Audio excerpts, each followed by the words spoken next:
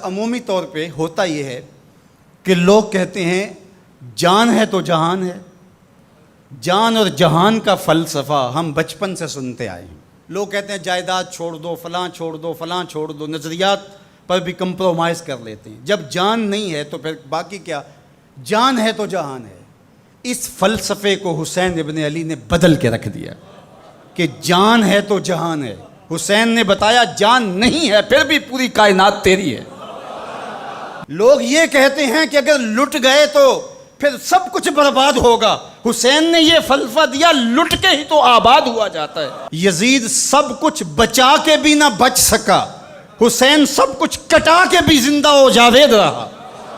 یہ فلسفہ دیا سب کچھ کٹ جائے، سر نیزے کی نوک پہ بھی چڑھ جائے، خاندان کی لاشیں بکھری پڑی ہوں اور گھوڑوں کے ٹاپوں تلے روندی جائیں، کفن بھی کھینچ لیے جائیں، خیموں کو بھی آگ لگا دی جائے، لیکن سر شہیداں پھر بھی نیزوں پہ بلند ہی رہے گا، اونچا ہی رہے گا. یہ فلسفہ حسین ابن علی نے دیا.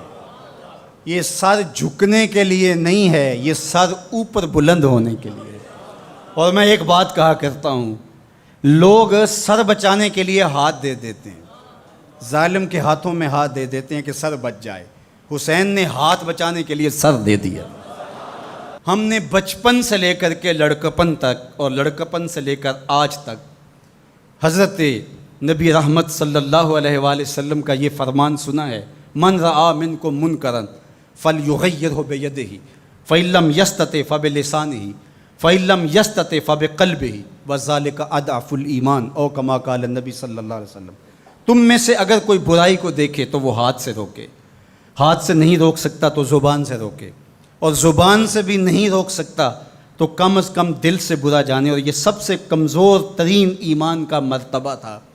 جو لوگ کہتے ہیں امام حسین کربلا میں کیوں گئے، میں انہیں کہتا ہوں امام حسین حضور کی گود کے پالے ہوئے تھے، کمزور ایمان والے نہیں تھے کہ دل میں ہی کڑتے رہتے اور ظلم کو اور جبر کو اور زیادتی کو اور ناانصافی کو ہاتھ اور زبان سے نہ روکتے.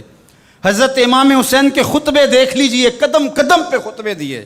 محمد بن حنفیہ کے نام جو آپ نے وصیت نامہ لکھا تھا، آپ نے فرمایا انی لم اخرج عاشرا ولا بطرا ولا مفسدا ولا ظالما.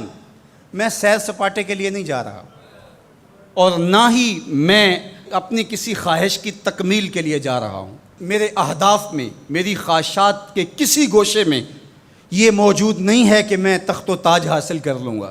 انما خرجت لطلب الاصلاح فی امت جدی. میں اپنے دادا کی امت کی اصلاح کے لیے جا رہا ہوں. ارید ان آمر بالمعروف وانہی عن المنکر. میں امر بالمعروف اور نہی عن المنکر کے جذبوں سے مالا مال ہو کے میں اس سفر کو اختیار کر رہا ہوں. جب شریعت کا مذاق اڑایا جا رہا ہے، شریعت کی شکل بدلی جا رہی ہے، خلافت کا رشتہ قرآن سے ٹوٹ گیا ہے اور ایک نئی صورت دین کو دی جا رہی ہے، اور جو اس سانچے میں ڈھل کے دین نکلے گا وہ محمد عربی کا دین نہیں ہوگا جو طائف کے بازاروں سے لے کے مکے کی گلیوں تک، احد سے لے کر غزوہ حنین تک حضور نے خود اور اپنے اصحاب کو تکلیف میں ڈال کے جو دین دیا، جو امت تشکیل دی. یزید اس سارے نظم کو بدل رہا ہے، تو کیا نبی کا نواسا جس کو حضور نے گود میں پالا ہو وہ خاموش ہو کے بیٹھ جائے؟ کہا حسین ایسا نہیں ہونے دے گا، اور اس کی جو بھی قیمت ادا کرنا پڑی حسین وہ قیمت ادا کرے گا. اور پھر اس کی قیمت چھوٹی نہیں تھی جو ادا کرنا پڑی. اگر حضرت امام حسین رضی اللہ تعالیٰ عنہ اس وقت کربلا کے تپتے ہوئے ریگزار میں، اس میدان حق و باطل میں اپنی قربانی پیش کر کے جبر کا راستہ نہ روکتے تو یہ بات اچھی طرح سے ذہن نشین کر لیجئے، اسلام کی یہ شکل جو آپ کو دکھائی دے رہی ہے یہ موجود ہی نہ ہوتی. دنیا کے اوپر کتنی تہذیبیں، کتنی ملتیں اور کتنی اقوام جب ان کے اندر تغیر آیا تو وہ اپنی اصل صورتی چیزیں کھو بیٹھی. دنیا کے اوپر کتنے مذاہب، یہودیت کی شکل دیکھ لیجئے، کیا یہ وہی صورت ہے جو حضرت موسیٰ لے کر آئے؟ عیسائیت کی شکل دیکھ لیجئے، کیا یہ وہی صورت ہے جو حضرت عیسیٰ لے کر کے آئے؟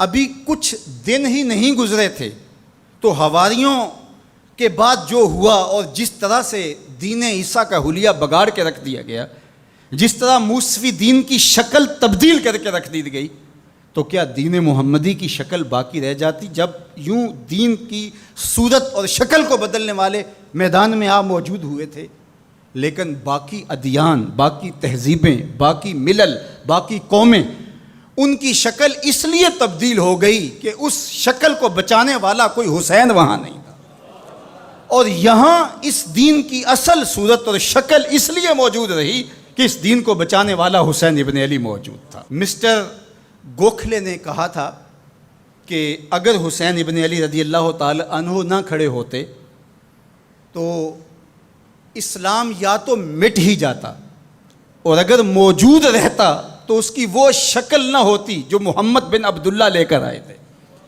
اس کی شکل وہ ہوتی جو یزید پیش کر کے جاتا۔ لیکن حسین ابن علی کی قربانی، ان کی نہضت کی وجہ سے، ان کے قیام کی وجہ سے، ان کے کھڑا ہو جانے کی وجہ سے 14 صدیاں گزرنے کے بعد آج بھی وہی اسلام ہے جو آمنہ کا لال دے کے گیا تھا۔ یہ حسین ابن علی کا کام ہے جو حسین نے کیا۔ اس لیے حضور نے ناز کیا حسین پر، کہا کہ حسین منی و انا من حسین، حسین مجھ سے ہے اور میں حسین سے ہوں۔ یہ مجھ سے ہے کہ میری بیٹی کا بیٹا ہے، میری نسل ہے، میرا نسب ہے، میں حسین سے ہوں، قیامت تک میرے دین کا جھنڈا جھولتا رہے گا، تو اس کی بنیادوں میں لہو حسین ابن علی کا۔ حضرت امام حسین رضی اللہ تعالی عنہ نے ایک بات کہی تھی جب بیعت کا آپ سے مطالبہ کیا گیا، تو آپ نے یہ نہیں کہا کہ میں یزید کی بیعت نہیں کرتا، بلکہ آپ کا جملہ تاریخ ساز ہے، بڑے لوگوں کا کلام بھی بڑا ہوتا ہے اور حکمت کے نور سے بھرا ہوا ہوتا ہے، قیامت تک ایک نسب العین دینا تھا۔ یہ نہیں کہا کہ حسین ابن علی یزید کی بیعت نہیں کرے گا، بلکہ کہا مثلی لا یبایع مثلہ، میرے جیسا اس جیسے کی بیعت کیسے کر سکتا ہے؟ تو یہ قیامت تک کے لیے لاہ عمل دے دیا کہ جو حسین کے نقش قدم چلنے والا ہوگا وہ وقت کے یزید کے ہاتھ میں ہاتھ نہیں دے سکتا، چاہے گردن کٹ جائے، بازو کٹ جائے، خاندان لٹ جائے۔ یہ حسین ابن علی کا پیغام ہے۔